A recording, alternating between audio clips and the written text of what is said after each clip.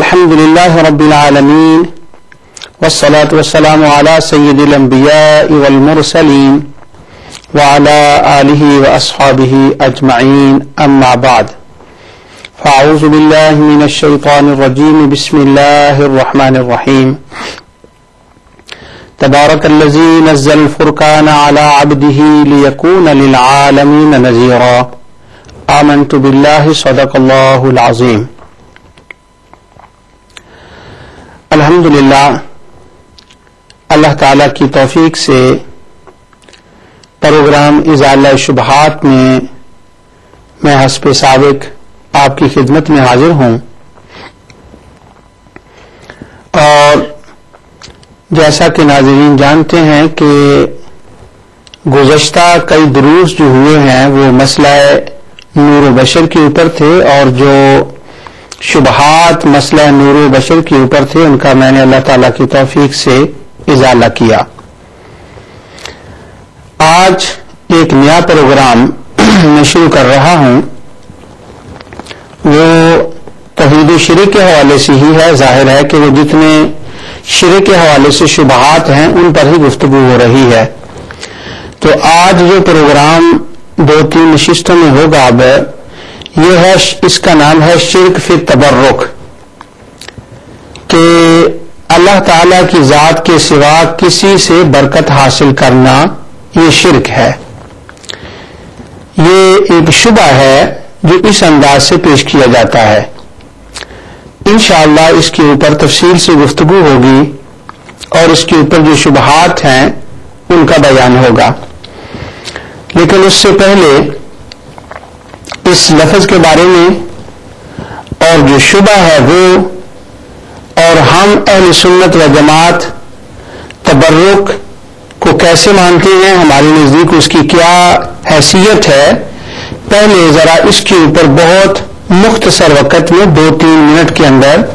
میں اس کی تفصیل عرض کرتا ہوں. اس کے بعد نفس مسئلہ کی طرف آئیں گے، شبہ جو ہے اس کو بیان کیا جائے گا، اور پھر اس کے ازالے کی طرف انشاءاللہ ہم چل پڑیں گے. سب سے پہلے جو شبہ ہے وہ یوں پیش کیا جاتا ہے کہ اللہ تعالیٰ نے قرآن کریم میں ارشاد فرمایا، یعنی اس کا سٹائل، اس کی ابتدا یوں کی جاتی ہے کہ اللہ تعالیٰ ارشاد فرماتا ہے تبارک الذی نزل الفرقان علی عبدہ لیکون للعالمین نذیرا، کہ بابرکت ہے وہ ذات جس نے اپنے بندے کے اوپر کتاب نازل فرمائی تاکہ وہ جہانوں کو ڈرائے. حضور نبی کریم صلی اللہ علیہ وسلم کے اوپر جب اللہ تعالیٰ نے کتاب نازل فرمانے کا ذکر کیا تو اس کی ابتدا یہ فرمائی تبارک الذی، کہ وہ ذات بابرکت ہے. تو اس سے یہ معلوم ہوا کہ برکت دینے والی صرف اللہ کی ذات ہے، اور برکت والا نام صرف اللہ تعالیٰ کا نام ہے. جیسے کہ ہم صلاۃ کے اندر جب نماز پڑھتے ہیں تو صلاۃ کے اندر کہتے ہیں سبحانک اللہم و بحمدک و تبارک اسمک، اے اللہ تیری ذات پاک ہے اور تیرا نام بڑا بابرکت ہے. تو شبہ ڈالنے والے جب تبرک کے بارے میں شبہ ڈالتے ہیں تو وہ یہ کہتے ہیں کہ دیکھو اللہ تعالیٰ کا نام برکت والا ہے، اس کی ذات برکت والی ہے، وہی برکت عطا فرماتی ہے. اور تم لوگ جب، ہمیں یعنی کہا جاتا ہے کہ تم لوگ جب کسی خانقاہ پر جاتے ہو یا کسی محفل میں جاتے ہو تو وہاں پر جو کھانا دیا جاتا ہے اس کو تم کہتے ہو یہ تبرک ہے. چاول پکے ہوتے ہیں، کھیر پکی ہوتی ہے، اور حلوے کا نام ذرا طنز کے ساتھ لیا جاتا ہے کہ حلوہ پکا ہوتا ہے، حالانکہ حلوہ جو ہے اس پر طنز کی ضرورت نہیں ہوتی، اس لیے کہ نبی کریم صلی اللہ علیہ وسلم نے ارشاد فرمایا المؤمن یحب الحلوہ والعسل، کہ مومن وہ ہے جو حلوے اور شہد سے محبت کرتا ہے. تو حلوہ تو حضور کو پسند تھا تو اس کے اوپر طنز کرنا تو نبی کریم صلی اللہ علیہ وسلم کی پسندیدگی کے اوپر طنز کرنا ہے، اور حضور اکرم نبی نور مجسم صلی اللہ علیہ وسلم نے مومن کی علامت اس کو فرمایا ہے. تو کہا جاتا ہے تم کہتے ہو یہ حلوہ برکت والا ہے، یہ سموسے اور پکوڑے برکت والے ہیں، تو یہ برکت برکت برکت تم کہاں سے لے آتے ہو؟ اس کھانے کے اندر برکت دینے والی تو اللہ کی ذات ہے، وہی با برکت ہے، اسی کا نام ہی برکت والا ہے، اسی کی ذات ہی برکت والی ہے۔ اور پھر مزید اس شعبے کو جب آگے کیا جاتا ہے تو کہا جاتا ہے کہ دیکھو یہ تم برکت جو حاصل کرتے ہو اللہ تعالی کی ذات کے سوا اور چیزوں سے، اور اس کے اندر وہ چیز بھی آ جاتی ہے کہ اللہ تعالیٰ سب کو حرمین شریفین کی حاضری نصیب فرمائے کہ جب ہم حرمین شریفین کی حاضری کے لیے خصوصاً جاتے ہیں تو وہاں وہ جو مقامات متبرکہ ہیں، متبرک مقامات ہیں، ان کے اوپر جو اللہ کے رسول صلی اللہ علیہ وسلم کے آثار ہیں، ان سے جب برکت حاصل کرنے کے لیے غار حرا میں، غار ثور میں، دیگر زیارات پر جاتے ہیں تو وہاں پر بھی یہ بتایا جاتا ہے کہ ان مقامات اور ان آثار سے برکت حاصل کرنا شرک ہے اور ان کے پاس نہیں جانا چاہیے، یعنی نہ کھانے والی چیزوں سے برکت، نہ ان آثار انبیاء سے برکت۔ انبیاء کا جب میں لفظ کہہ رہا ہوں میرے ذہن میں ملک شام بھی ہے، کیونکہ مکہ مکرمہ میں تو صرف اور مدینہ منورہ میں تو نبی اکرم نور مجسم صلی اللہ علیہ وسلم کے آثار ہی ہیں اور صحابہ کے آثار ہیں، تو اس لیے بھی آثار کا لفظ میں کہہ رہا ہوں۔ تو ان آثار سے برکت حاصل کرنا یہ شرک ہے۔ اس کے اوپر مزید یہ کہا جاتا ہے کہ یہ شرک کیوں ہے؟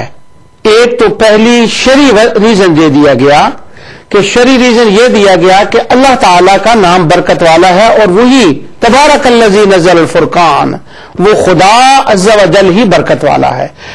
اور ساتھ اس کے یہ کہہ دیا گیا کہ جو مشرکین مکہ تھے، یعنی ہر بات کی جب ہم پر اعتراض کیا جاتا ہے تو اس کا لنک مشرکین مکہ کے ساتھ بڑی کوئکلی جوڑ دیا جاتا ہے کہ مشرکین مکہ اللہ تعالی کی ذات کے سوا اوروں سے برکت حاصل کرتے تھے۔ وہ کن سے برکت حاصل کرتے تھے مشرکین مکہ؟ اب یہ بات بھول جاتے ہیں یہاں پر کہ وہ کیا کہہ رہے ہیں، لیکن بس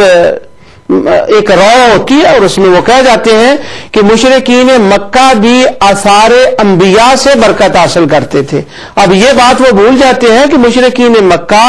تو سرے سے انبیاء علیہ السلام کے قائل ہی نہیں تھے اور ان کے آثار کے وہ قائل نہیں تھے، تو انہوں نے ان سے کیسے برکتیں حاصل کر لیں؟ لیکن جو بڑے لوگ ہوتے ہیں، ایک پنجابی میں مثال ہے،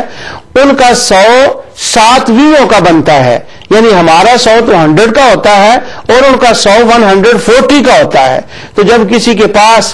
پیسہ ہو، آئل منی ہو اور کسی کے پاس یہ سارے ذرائع ہوں تو پھر وہ جو بھی کرے اس کی بات مان لی جاتی ہے۔ تو وہ یہ بھول جاتے ہیں کہ وہ انبیاء کو نہیں مانتے تھے، وہ کہتے ہیں وہ مشرکین بھی آثار انبیاء سے برکت حاصل کرتے تھے۔ لیکن چلو یہ تو بات بالکل غلط ہے۔ پھر اس کے ساتھ اگر کوئی پڑھا لکھا زیادہ آدمی ہو تو وہ کہا جاتا ہے کہ وہ بتوں کے پاس جاتے اور بتوں کے اوپر ایسے وہ ہاتھ رکھتے اور پھر اپنے سینے پہ لگاتے اور ان سے وہ برکت حاصل کرتے، اور بتوں کے پاس جو لنگر پکتا تھا، جو کھانا پکتا تھا، اس کو بھی وہ تبرک والا کھانا کہتے تھے۔ تو وہ کہتے ہیں یہ جو تم اولیاء کے مزارات پر جاتے ہو یا آثار انبیاء میں حرمین شریفین میں یا یمن اور شام میں جو تم جاتے ہو تو وہاں سے جو تم متبرک مقامات سے برکتیں حاصل کرتے ہو نا، یہ بالکل وہی کام ہے، یہ بالکل وہی بات ہے جو مشرکین مکہ کیا کرتے تھے، اور یہ تو ایگزیکٹلی ان کی کاپی ہے، ان کے ساتھ مشابہت ہے، اور قرآن نے سختی سے اس بات سے منع کیا ہے۔ اور ان مقامات سے برکت حاصل کرنے کے بارے میں میری نظر میں جو میرا ناقص علم ہے اس کے اندر جو سب سے زیادہ اس کے اوپر لکھا ہے وہ حافظ ابن تیمیہ ہے، اور اس کے بعد ان کے شاگرد حافظ ابن القیم ہیں، اور حافظ ابن کثیر بھی کہیں کہیں ایسی بات کر جاتے ہیں کیونکہ وہ بھی حافظ ابن تیمیہ کے شاگرد تھے۔ اس کے بعد پھر وہ جتنے علماء اس کے بعد آئے، مثلا شیخ محمد بن عبد الوہاب ہیں اور شیخ بن باز ہیں اور جتنے دوسرے علماء ہیں، اور شیخ البانی، بس وہ اسی کے اوپر لکھتے گئے جو علامہ ابن تیمیہ نے لکھا ہے۔ جو کچھ علامہ ابن تیمیہ نے لکھا ہے ان برکات کے خلاف اور ان کو شرک کہنے کے بارے میں یا دیگر علماء نے، اس کے اوپر انشاءاللہ میں آگے چل کر تفصیل سے بات کروں گا۔ ابھی میں اس کی ابتدا بتا رہا ہوں۔